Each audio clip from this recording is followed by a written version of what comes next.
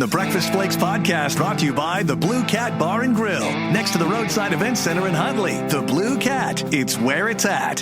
527, Mark and Paul checking in, stretching, trying to get ready for the broadcast day ahead. 28 degrees downtown. We were both watching the Alabama-North Carolina game last night, and neither one of us saw the end of it. God, I was beat last night. I watched the last part of the Clemson game, and that was a good game. They beat Arizona, right? And then I started watching the North Carolina game, and I thought, well, at first it looked like North Carolina was going to blow them out, and then they started coming back, and then after half it got tighter, and I'm looking, and I got to go out and check my heifers yet. It's 9 o'clock. I got to feed a bum, and for those of you north of town, that's a bum is not somebody that's living in the back room of your school bus. It's not your daughter's boyfriend. Right. There you go. It was a twin that I took off of a cow, so I'd feed her. And I couldn't stay up, but they lost by 1, so that's good. I never liked North Carolina. I never liked them, ever. I don't like the teams in the Pac-10, and I've never liked North Carolina. What? You don't like somebody because of the fabric that they wear? No. I've never liked North. I didn't like Dean Smith. You know, he started that 4-corner stall, and I used to yell at the television when I was in high school, "You chicken, play the game," you know. And I never did like the Pac-10. So, well, I was rooting for Clemson last night, and I don't have a skin in the game. I didn't fill out a bracket or since my dad died, we don't do that anymore. And that's too bad. I think Xavier would have took it this year. Yeah, they would have. Yeah, that was an easy 5 every year out of Howard, boy. But good games are all good games. You get to this point, well, except for the Connecticut game. Connecticut blew out San Diego State. Yeah, and I know that because that's what I was watching when I fell asleep the first time. And the remote, I swap ends on my love seat, and I was at the left end with my head on the armrest, and the remote was down by where I could reach it if I was on the right end. But you didn't want to move, so you just watched a bad game. That's the way Wilson works over there. I am so damn comfortable. That's at least 1.5 steps. I'm not going to do that. You got to be careful. I mean, heck. Oh, we had a little rain yesterday. Not much, just a little passing shower to dampen down the dust. When the front came in, though, the wind blew. Yeah, quite a bit. And cooled it off quite a bit, which means it's Little League baseball and softball time. That's exactly what that means. Rainy, cold, windy, but I don't want to hit. It hurts my hands if I hit the ball.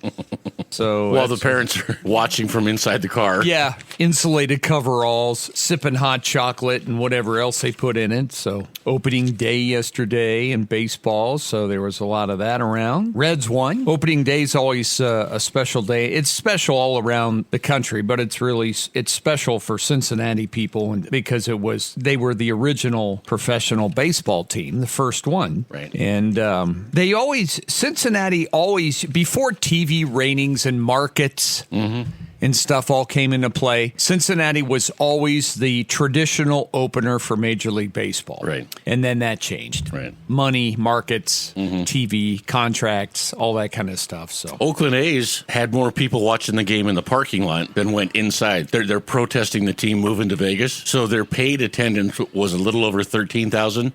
Everybody else stayed in the damn parking lot. That's funny. That's really funny.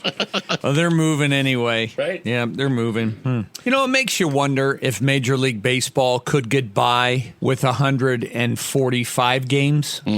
Baseball season's too long. NBA season's too long. Why is it 162 games? Dollars, man. Sure. Well, it's hard to pay a guy $700 million if they don't play a long season. Yeah. It used to be 150 games. Oh, really? Yeah. Then they changed it. And so you start now. Yesterday was March the 28th. Today's the 29th. And they go dang near to November. Yeah. And you pray one of the World Series teams isn't from Colorado.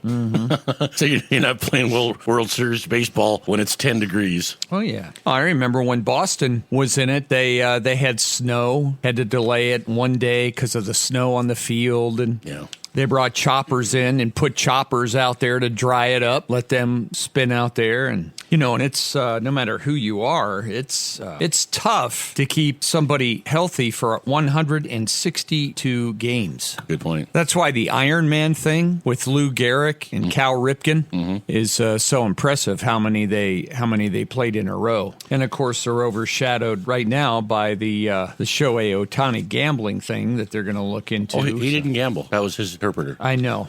Yeah, I know. Center. Yeah, it's Mark and I we went on these cruise ships before on our trips, and I've never been to Vegas. I've been through it. Right. I drove through it as quickly as I could, but I've never been to Vegas. But I've been on the cruise ships where you could go to the casino at night, and they're fun. I mean, they really are fun. But just sitting there, I can see how gambling can become an addiction so fast. Oh yeah. Well, when you walk in, there's always somebody in the room winning. Always. Yeah. And if you win, and Mark and I have both won. We've both lost, but we've both won. When you win, you're thinking, it's easy to think, God, if I would just do this more often. That's right. Or if I would make my bets just a little larger. I mean, I'm sitting at the Caribbean poker table, and after I started winning these $5 hands, I mean, I got ballsy enough to then use $25 chips. Right. Because obviously tonight's my night. Exactly. There you go. And how often, Mark, have you and I both thought that? And how many times have we been wrong? That's exactly right. But it's easy. It's easy to see why it's so addictive. Yeah. The feeling that you get from it. Very euphoric. It's a high. It is. It's crazy. And now with the availability of sports betting and everything else, there are some things to folks that just appear to be a no-doubter. I was watching TV yesterday afternoon, and ESPN is all in with the betting now and the gambling. Mm-hmm. And they did a show, and they're talking about point spreads and all this kind of stuff. And I don't agree. I don't agree with that. It's another addiction. And a lot of people, well, like any addiction. Well, I'm not addicted to smoking or drinking or gambling. Well, you are. Mm-hmm. The National Council on Problem Gambling describes compulsive gambling as something damaging to a person or their family. Mm-hmm. Now, they say 2.5 million people in the United States have a severe gambling problem. That's exactly what I thought. Another 5 to 8 million people have an addiction, but to a lesser degree. Mm-hmm. So that's 10 million people. Betting on sports has exploded since the Supreme Court cleared it. Many states already provide funding for problem gambling. It's funny because states like Montana and others, we approve all of these things that we know create such addiction problems that we use the benefits from whatever we have legalized to increase the addiction availability services to people. Look at pot in Montana. Same thing. Yeah. The federal government provides no funding for problem gambling, but most states do. Governments ranked from the greatest to the least allocation in 22 with the increase or decrease from the previous year. So Massachusetts now spends $10.6 million a year, taxpayer dollars, on addiction problems for gambling alone. That's up from $400,000 2 years ago. California, $8.75 million. I'm looking on the list here. Montana is not even in the top 42 on what we spend on problem gambling or gambling addiction problems. We're in the bottom 8. In fact, the following 9 states allocate no funding for problem gambling in 2022, and Montana was one of them. None, 0 for problem gambling. Now, we do a bunch now for problem addiction, drugs and pot smoking and everything else because we took the money, the tax money, we use it for addiction programs. The Gaming Administration has compiled state-by-state figures for the total amount of commercial sports bets that were placed last year. All right? Total sports bets. And they put together a list of all the states. Arizona, for instance, $6.6 billion in Arizona was placed on sports betting, provided $35 million in tax revenue. $6.6 billion. Colorado, $5.6 billion. In Illinois, where Chicago is, $11.6 billion was bet. 11.6 billion. Tax revenue 162. It'd be interesting to see what the MO is of the average sports bettor. Yeah. Income, where they work, family size, single, married. It'd be good to see the makeup of these of the average sports bettor. Indiana 4.3 billion. Nevada 8.3 billion. So Nevada's not even the largest one that brings in the most sports betting revenue. Wow. Montana 62 million. 62 million. College sports betting in Montana is allowed, and it brought in about $4 million worth of tax revenue. So we're way behind. Nevada 8.3 billion. We're way behind a lot of these other states. Good. When it comes to sports betting. But there's other things to do in Montana too, you know. Hey, drive around town. How many casinos do you think we got? Exactly. Talked to a guy the other day. Man, I put in 20. I hit for 140. Yeah. I said, where are you at for the year? What do you mean? Well, yeah, you hit today. I'm assuming that's not the first 20 you put in a machine this year. Well, no, I'm probably about even. You're probably not. Well, remember old what's his name, Scott or whoever it was that worked here, and we were doing our trip remotes, and the guy would just go and he'd put $20 in these machines, and he'd win $350 and just cash out. I mean, he'd play one time. Yeah. And we saw him do that a couple times. The guy, he just says, I don't know what it is. I'm just lucky. Yeah. And I know I'm not, so I don't put money in poker machines. I'm not either. Well, until they start putting in poker machines at Western Ranch, it's not going to be a temptation for you. Well, that's true. But sports gambling, it's growing and growing, and here's the problem that sports now that it's legal, how can you get an athlete in trouble for doing something that's legal? Right. You know, athletes are allowed after the game to go out and drink. Mm-hmm. They can do that. So if it's legal, they're going to have to do something to fine tune their rules. Yeah. You can bet, you just can't bet on baseball games if you're in baseball, or if you're in football, you can bet on all the basketball games if you want. We don't care. Right. They're going to have to do something. Yeah, they are, because they've got inside information. You know, LeBron James has got friends in the other pro sports, and they're going to give him tips on stuff. Yeah. And college kids who a lot have no direction whatsoever. They're just running 24 hours a day on hormones and stupidity. That's all they're doing. Oh, yes, the good old days. Yes. I mean, they'll just, they'll bet and do anything in college. So they have to watch that one. So it's big business now. But these places don't go, they don't go broke. They don't build those billion-dollar casinos because they're losing money. Folks, one year on a cruise ship, I saw Paul get on a heater in the casino. He was winning, and they brought in this 6-foot-tall blonde chick to deal. Oh, my God. Do you have to bring that up again? God. What's the record for the most most cards you can put down and still get 21? Oh, my gosh. This chick, she had like a 9-card 21 and never had a face card. Nope. Tell me that wasn't rigged. Huh? I'm sitting there with 20.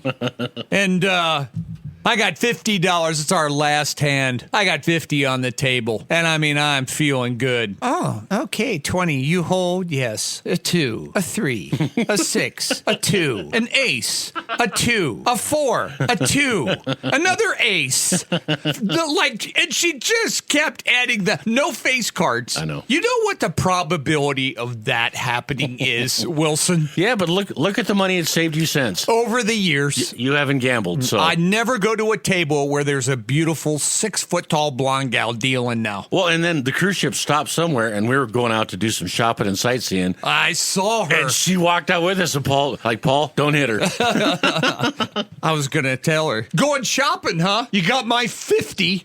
Oh, yeah. Yeah, that's right. So, but you can see how gambling, you can see how it works. Yeah, you just, like chocolate. It's like Reese cups out of the freezer. Ooh. Once you eat one, oh my God, you want to go back and grab a whole handful. It's hard to have the discipline not to. Joe Biden raised $26 million last night at a big Democrat fundraiser in Radio City in New York. Obama was there. Clinton was there. They were just mucking it up, and that's great. And in the meantime, about 2 blocks away, President Trump was attending the wake of the slain New York police officer. And as Joe Biden continues to raise just tons of money. Well, folks, I keep telling you, the richest people in the world are all Democrats. It's true. You know, they pretend that they're a friend of the poor, and they're the wealthiest people in the world. And you can look at any avenue, any realm of business you want in our country, and they're all Democrats. Entertainment, you can look at people like Oprah, athletes, you've got LeBron and Michael Jordan, you know, entrepreneurs, you have Bill Gates, Jeff Bezos. I mean, the list just goes on and on. Zuckerberg, just the wealthiest people in the world are Democrat. Mark your calendar for some great events coming to the Roadside Event Center next to the Blue Cat Bar and Grill in Huntley. Join them for dinner and music Saturday, April 6th with Man and Tan and Mississippi Pot Roast. Tickets are $30 and available at the Blue Cat Bar. On April 12th, don't miss Kellen Smith and the Nate Champion Band. Live music continues with Clay Halos on Saturday, April 19th. Remember their amazing prime rib on Fridays and loaded Bloody Marys on the weekends. The Blue Cat Bar and Grill, just 9 miles east of the Metra exit. And yet they tend to tell you they think like you. You know, and Joe Biden, you know, keep this in mind, folks. The money doesn't mean anything. I mean, it does mean something, but it doesn't. Hillary Clinton, when she ran against Donald Trump, she had over $1 billion. Wow. She had over $1 billion that she had raised for her run for president, and she lost. So now what happens with all that money afterward, especially with the Biden crime family, is something that we have to keep an eye on. But Congress invited him yesterday to testify in front of their committee on the Biden crime family. Obviously, he will not. Oh, also something they're doing. There are states around the United States now that filed a lawsuit yesterday that's challenging the Joe Biden student loan forgiveness plan. Good. The Supreme Court rejected his plan for mass cancellation. You know that. They didn't care. They don't care about, what did I tell you? The 4 C's that they hate. The Constitution is one of them. And when the Supreme Court rules on something, that's it. They didn't care. They made another one. It's already canceled loan for 150,000 students out there. Now, his latest plan canceled $20,000 in debt for 40 million more Americans. And we all paid for our kids' college, and you folks paid for your college. And now we're paying for all of those kids' college tuitions. Not okay. No, it's not. Not okay. Didn't even go to college, and you folks are paying for those who chose to. You're so smart. You were in college. Pay your own damn loan. Yeah. You were smarter than all the rest of us that couldn't go. Couldn't make it. Was filed by 11 states yesterday. Kansas is one of the leading states. The new plan, the state said, is no different from his first attempt for paying off students' debt. It's a debt payment. They don't pay off your debt for your car, for your home, nothing. Legally entered into a contract to borrow the money and agreed to pay it back. And they give 18-year-old kids $25,000 and say, here you go. What could go wrong? New lawsuit was filed this week. And of course, as soon as they announce it, millions and millions of borrowers have their ears pinned to whatever device they have. And as soon as they hear it, bam, they're in there filing electronically to try to get their loan forgiven. Also joining in on this suit is Alabama, Alaska, Idaho, Iowa, Louisiana, Nebraska, South Carolina, Texas, Utah, and Montana. We joined in on that suit. In a completely brazen fashion, the president pressed ahead with this anyway, despite what the Supreme Court. I told you, folks, the 4 C's. They don't acknowledge anything about our Constitution and our way of government. They just don't. Rose, you listening? This is what I'm talking about. This new one offers more generous terms than ever. It will either reduce their payment or cancel their loan entirely in as little as 10 years. It was meant to give more borrowers breathing room so they can get out from under the burden of their student loan debt. Breathing room. Let me see their flippin' budget first. Exactly right. And I want to see what else they've done to get under their student loan debt and what they are totally wasting their money on. Can't do that, though. And once again, folks, voting block. It's a voting block. Anything that that's a voting block. You got to understand the mindset of these people. Anything that is a voting block, that's all that matters. Party first. We mentioned yesterday, Joe Lieberman said, I love my party, but I love my country more. So he left it. Yeah. Party first. No matter what, party first. This thing with Israel, it's party first. Party first. They're pandering. The Islamic State-run organizations in this country, the anti-Israel, anti-Semitic crowd in this country, they pander. They want their vote. So they come out against Israel, dropping more aid in there. You know what I heard yesterday? I was listening. I don't know, it was Levin or somebody yesterday I was just happening to listen to. And he brought up a point that I'm always bringing up, although he's more brilliant than I am. Because I always talked about, what about the Ukraine? Mm-hmm. Millions and millions of people. Well, yesterday he brought up the people down, for instance, in Haiti. There are 6 times as many people starving in Haiti than there are in Gaza. And we're sending ships over there. We're sending all kinds of airdrops over there. And we have just to the island south of us, there's 6 times as many people starving, and we're doing nothing for those folks. You know why? Because we don't have a lot of Haitians in America who vote. If it was a voting block, it'd already be the 51st state. That's why they wanted to make Puerto Rico a state. Yeah. Folks, that's why they wanted to make Washington, D.C., that district, another state. They don't do anything for people. It's party first. Party first. And what can get us a vote? We don't care if we got to pay. We don't care how much it costs Americans. It's about a vote. Student loan. That really frosts me. I put 4 kids through college. Yeah. Working 100-hour weeks to do it. Yeah. Still doing it. He's getting close, though. Yeah. He's getting close. Article in the paper today about your teenagers. If you have teenagers in school, suicide attempts are climbing, according to this questionnaire that was developed by the U.S. Centers for Disease Control and Youth Behavior. Now, we used to take those surveys, too, when we were in school. Right. And, for instance, in 7th grade, they'd ask you a question, have you ever kissed a girl? 99% of all the boys in 7th grade said, oh, yeah, Absolutely. I've kissed a girl. Right. You know, oh, heck yeah. Well, for me, it was Ann Erickson, hottest girl in school. Yeah, that's right. I got the second with her. You know, I mean, so we know what these are like. But they said in this survey, 25% of high school students said they seriously considered suicide at some point in the last 12 months. This is bad. 15% of high school students made an attempt to kill themselves. Wow. That's what this number says. 4,500 students across 50 public high schools completed the latest version. 97 questions to assess their behaviors, as mental health issues in Montana are a persistent problem. 41% of our students in high schools report symptoms of depression. I got news for you folks. Kids, if you let me do your graduation speech, I can tell you what's coming. Yeah. Get that smile off your face. I can tell you what's coming. This year's numbers have not budged. In fact, they've gotten worse. Almost 43% of students said they felt so sad or hopeless for 2 weeks or more in a row that they stopped engaging in usual activities. Females experience stress, anxiety, and depression at a rate that is double that of their males. I believe that. More vulnerable, more peer pressure for girls and boys, all that kind of stuff. Flathead County, Glacier County, Muscle Shell County, and Yellowstone counties had the highest percentages of students who considered suicide. That's interesting. Now, you take Muscle Shell County, for instance. There's only 2 schools in Muscle Shell County. Only 2. These same counties saw more students struggling with depression. For the first time in the survey, asked if students worked with a mental health provider at school, 24% of the kids said they're working with a mental health provider. Drinking and driving and not wearing a seatbelt had been on a steady decline. That's good. As technology is in the life of every average teenager, so too have the behaviors involving electronics that could cause them danger. Excuse me now, School District 2, this is where you have to pay attention. Pay attention to this information about cell phones.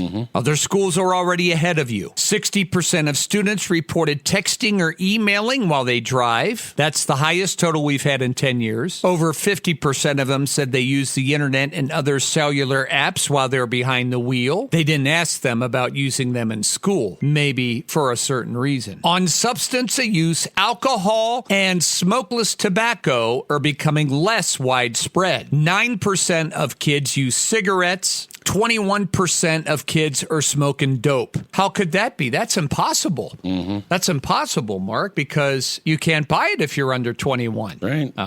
But where alcohol use continues to be prevalent, it is on hold. 41% of Valley County students, what's Valley? Is that Glasgow, Valley County? Don't know. 41% of the kids there said they've had 10 or more drinks in a row within a couple hours. Wow. 41%. That's in Valley County. It's got to be in Glasgow. There's nothing else to do up there. That's got to be up there. You got Eugene's Pizza and one golf course. State average is 4.5%. It's 41% in Valley County. Mark your calendar for some great events coming to the Roadside Event Center next to the Blue Cat Bar and Grill in Huntley. Join them for dinner and music Saturday, April 6th with Man and Tan and Mississippi Pot Roast. Tickets are $30 and available at the Blue Cat Bar. On April 12th, don't miss Kellen Smith and the Nate Champion Band. Live music continues with Clay Halos on Saturday, April 19th. Remember their amazing prime rib on Fridays and loaded Bloody Marys on the weekends. The Blue Cat Bar and Grill, just 9 miles east of the Metra exit. Heroin, methamphetamine, and cocaine were not reported to be used as widely as a prescription pain medication. 14% of students said they were using prescription meds in this way. Bullying continues to be a concern. Students who said they experienced bullying in 2021, that number jumped 15% in 2021. Now we are at 25.3%. Most of the bullying takes place electronically. Shocking. Are you people listening to this in School District 2? Mm-hmm. Nope. They're not going to listen to a bunch of radio guys, Wilson. They won't even listen to the experts. Almost every county, almost everyone had more than 20% of students reporting they were bullied on school property. Now, how are they being bullied on school property, Mr. Wilson? Via the cell phone. Correct. Very good. Excellent answer. And bullying, folks, leads to anxiety, depression, peer pressure, all those kind of things. Not wanting to go to school. Right. 10% of students, now listen to this, School District 2, 10% of students. So say senior has 2,000 kids. That would mean 200 kids said they were threatened or injured with a weapon on school property. Wow. That's impossible. And we know that metal detectors don't work, even though they use them all around America in schools, airports, to detect metal. 10% of your kids were either threatened or injured with a weapon on school property. Stillwater County had the highest percentage of students who said they carried a weapon on school property in the last 30 days. You know, that's too bad. We got a couple metal detectors out there in Columbus. Mm-hmm. What's the other Stillwater County? Park City. That's a Stillwater County. Absaroka? I think that's Carbon. Okay. Well, maybe it is. Maybe it's, yeah, that would be. Yeah, you're right. I think that is Stillwater. Okay. 23% of kids carrying weapons in Stillwater County. Now, you know this information has gone to the heads of the schools. Absolutely. What action are they taking? Well, we know Park City banned cell phones. That's a good step. Right. Nearly twice as many students got into a fight on school property in 2023 as they did in 2021. 12% of high schoolers said they didn't go to school because they feel unsafe. 12% So how do we make these schools safer? Well, I know what we do. We hire 24 new employees. We do new curriculum to teach them to be more. We don't eliminate the tools they're using to create all these problems. We don't do that. That's an immediate fix. Right. That's an immediate one to where these 30% of these kids that have been threatened with a weapon at school, that's an immediate fix. How many people in the United States, folks, were threatened with a weapon on an airplane? None. That number is 0. Right. They may have depression. They may have anxiety. They may be but we know this. Nobody was threatened with a weapon on an airplane. Fewer students have had sex, and those who are having it are doing so with fewer partners. That's good. More are having unprotected sex now, though, than in 1997. Well, I think there's a reason for that. The stigma about AIDS and STDs has fallen off dramatically since that point.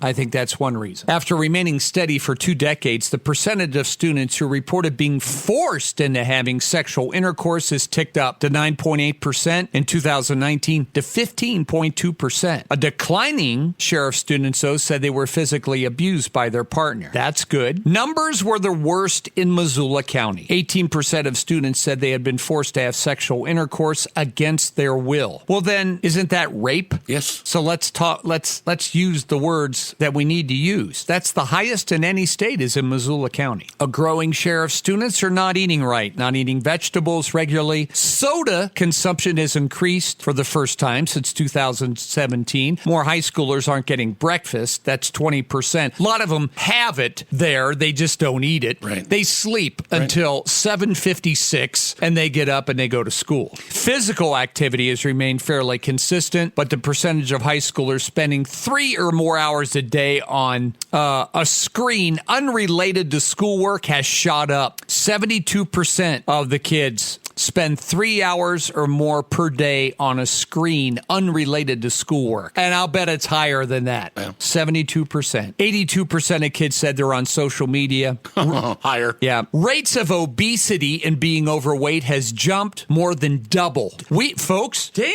We have doubled the amount of kids who are obese in our schools since 2021. That was 3 years ago, and our obesity rates have doubled. And it's not even talked about. Once again, phones. You're right. A lot to do with it. Teens are sleeping less. Why? Why are teens sleeping less at night, Mark? Phones. Only 33% get 8 hours of sleep. So some pretty eye-opening stuff, folks, in that kid survey. And once again, we have a lot of tools in our chest that we can implement at our schools absolutely free of charge that will make our schools better and safer. Right. School boards have the power to do it. All kind of things that they can do at the schools. Dress codes, no phones, metal detectors, all these kinds of things. Rather than having diversity and inclusion classes, give them another physical education class. All these things can be changed that are free. Yeah. You know, you mentioned that. My daughter's a junior, doesn't have a phys ed class. Doesn't have PE. No. Yeah. We had that all the way through senior year when I went. Oh, yeah. Doubled, folks. Our obesity rate doubling in 3 years. We are not giving them the kind of start we need to give them. You're right. But I'm glad the Gazette put that survey in there today. Maybe it'll open some eyes. You know, there's a lot of people off for Good Friday today. Democrats should not have the day off. They should not have Good Friday off. If I don't believe in Christianity anyway, half of them. And if you do, how could you vote for the party that hates it? I've always wanted that. Always has driven me crazy. Because we hate the orange man, Paul. I know it. So anyway, a lot of people. Maddie, I called Maddie last night talking to her. And John Deere gives their employees Friday off at the plants and factories. Good Friday. They get a 3-day weekend. So some of you may have it. Markets are closed today. I wonder if banks are closed on Good Friday. I don't think so. Yeah. They like the Monday holidays. Oh, that's true. This is a Friday. That is a great point, Wilson. You have been working with me too long. Just a guess. I don't know. You're right. Okay, first news coming up 6:16. The Breakfast Flakes podcast brought to you by the Blue Cat Bar and Grill, next to the Roadside Event Center in Huntley. The Blue Cat, it's where it's at.